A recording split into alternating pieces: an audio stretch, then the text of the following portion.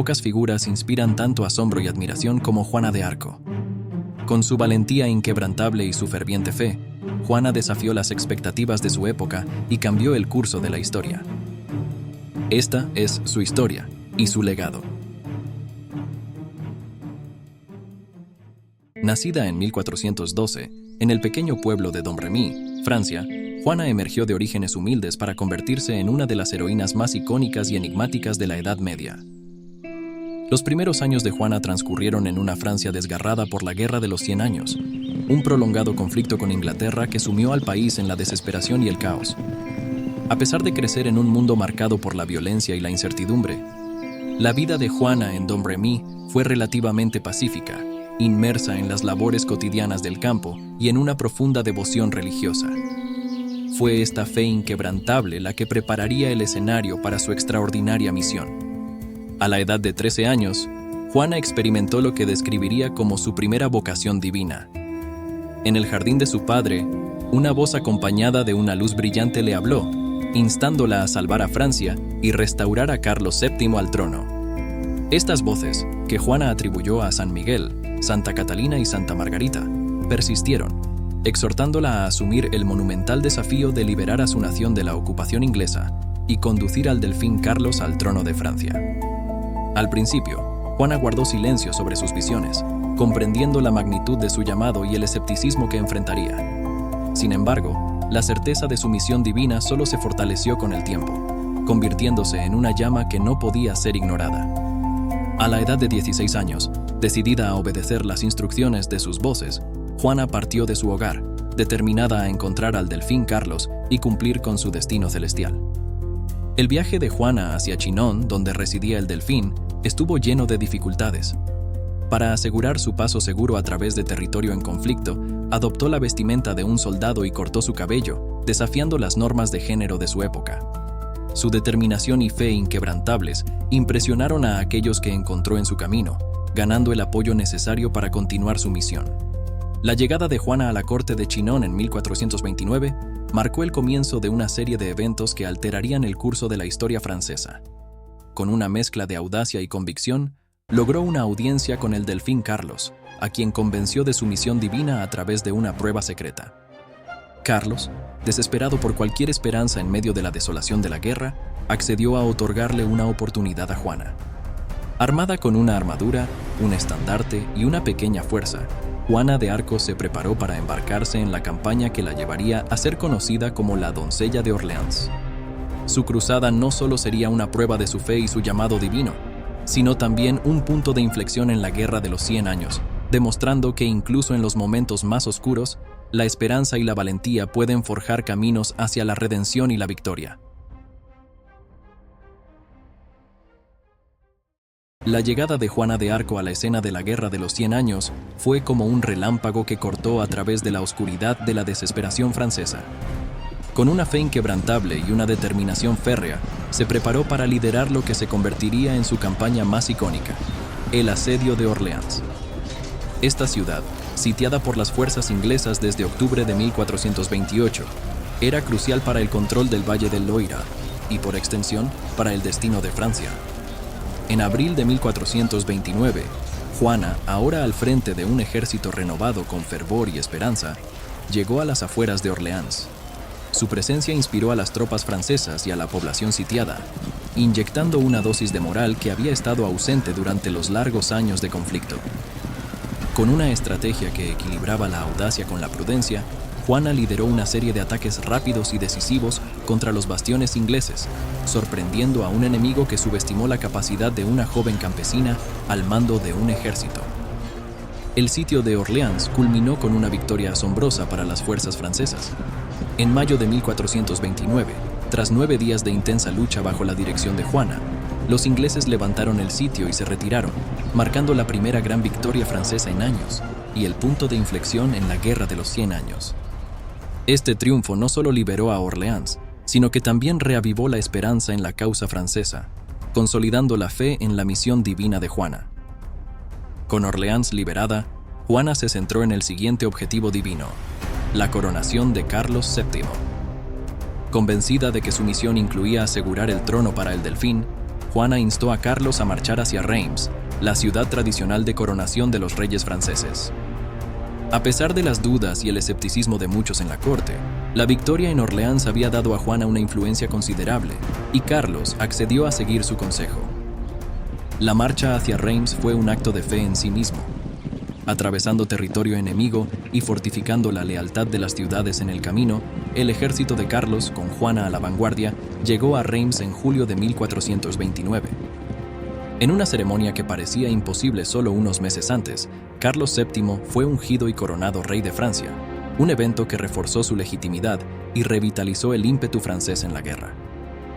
Juana, de pie junto a Carlos durante la coronación, vio cumplida su promesa, un testimonio de su inquebrantable fe y su papel como instrumento de un destino mayor. La coronación de Carlos VII no fue solo una victoria simbólica, fue un golpe moral contra las fuerzas inglesas y sus aliados borgoñones. Juana de Arco, la doncella de Orleans, había logrado lo impensable, alterando el curso de la historia francesa y dejando una marca indeleble en la memoria colectiva de la nación. Sin embargo, el camino de Juana aún estaba lejos de concluir. Con la coronación de Carlos VII, su estatus como figura divinamente inspirada fue incontestable, pero también la puso en un camino de desafíos y sacrificios personales aún mayores. La siguiente fase de su misión la llevaría a enfrentarse no solo a los enemigos de Francia en el campo de batalla, sino también a las sombras de la duda y la traición dentro de su propio bando.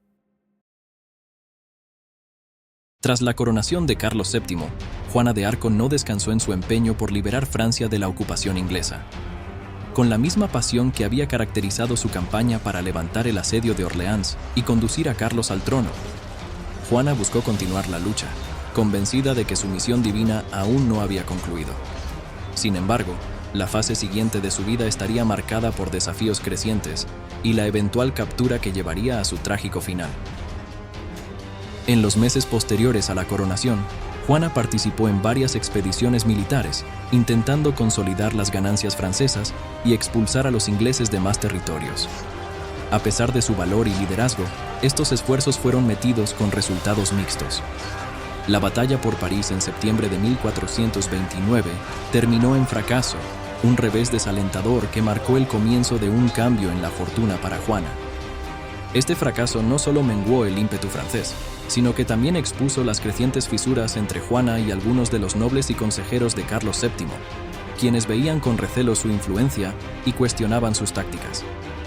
La lealtad y el apoyo que Carlos VII había mostrado hacia Juana comenzaron a flaquear, influenciados por las intrigas cortesanas y el escepticismo sobre la continuidad del favor divino hacia la doncella de Orleans. A pesar de estas crecientes dificultades, Juana se mantuvo firme en su compromiso con la liberación de Francia, participando en operaciones militares en áreas aún controladas por los ingleses. La determinación de Juana la llevó a la fatídica campaña en Compiègne en mayo de 1430, donde su vida daría un giro dramático. Durante un enfrentamiento con las fuerzas borgoñonas, aliadas de los ingleses, Juana fue capturada. Su captura fue un golpe devastador para la moral francesa y un triunfo para sus enemigos, que vieron en su prisionera un trofeo de guerra y una oportunidad para desacreditar la causa de Carlos VII. Lo que siguió fue un periodo oscuro para Juana. Trasladada entre varias prisiones borgoñonas, finalmente fue vendida a los ingleses, quienes estaban ansiosos por eliminar la amenaza que representaba para sus ambiciones en Francia. La decisión de Carlos VII y su corte de no intervenir decisivamente para su rescate ha sido objeto de crítica y especulación a lo largo de la historia, revelando las complejidades y las limitaciones de la lealtad y el poder político de la época. La captura de Juana marcó el inicio de su juicio en Rouen, un proceso que sería tanto un juicio político como religioso. Los ingleses buscaban no solo condenarla por herejía y brujería, desacreditando así su misión divina, sino también invalidar la legitimidad de Carlos VII como rey de Francia. Para Juana, este sería el capítulo más desafiante de su vida, un periodo donde su fe, su carácter y su legado serían puestos a prueba ante la adversidad más extrema. A pesar de la naturaleza sesgada del juicio y de sufrir condiciones de encarcelamiento brutales, Juana mantuvo su compostura y defendió con elocuencia sus acciones y visiones divinas. En mayo de 1431, tras un juicio que muchos historiadores consideran profundamente injusto, Juana fue condenada a la hoguera. Su ejecución el 30 de mayo de 1431, a la temprana edad de 19 años, fue un intento por los ingleses de erradicar su influencia. Pero en lugar de extinguir su memoria, su martirio sembró las semillas de un legado inmortal. Legado y canonización. La muerte de Juana de Arco no marcó el final de su influencia, sino el comienzo de su inmortalidad.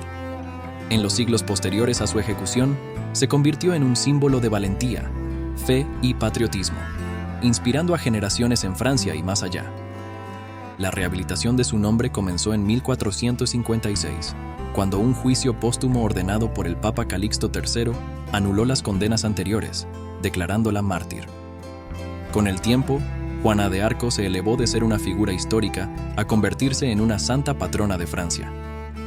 Su canonización en 1920 por el Papa Benedicto XV fue el culmen de una veneración que había crecido constantemente, reconociendo no solo su santidad, sino también su papel crucial en la historia de Francia. El legado de Juana de Arco trasciende su santidad.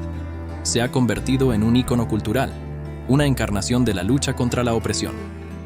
En el arte, la literatura y el cine, Juana ha sido retratada como una heroína de inquebrantable fe y coraje, una figura que, a pesar de las adversidades, se mantuvo firme en sus convicciones.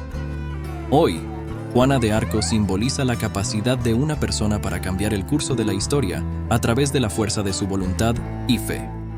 Su historia resuena no solo como un recordatorio de las brutalidades de la guerra y la injusticia, sino también como un testimonio de cómo la determinación y la creencia en una causa mayor pueden inspirar cambio y esperanza en los momentos más oscuros. Así, la narrativa de Juana de Arco, desde sus humildes comienzos hasta su elevación a los altares de la santidad, continúa enseñándonos sobre el poder de la fe y la valentía frente a la adversidad. Su vida y legado permanecen como faro de inspiración, recordándonos que incluso en las circunstancias más improbables, la grandeza es posible.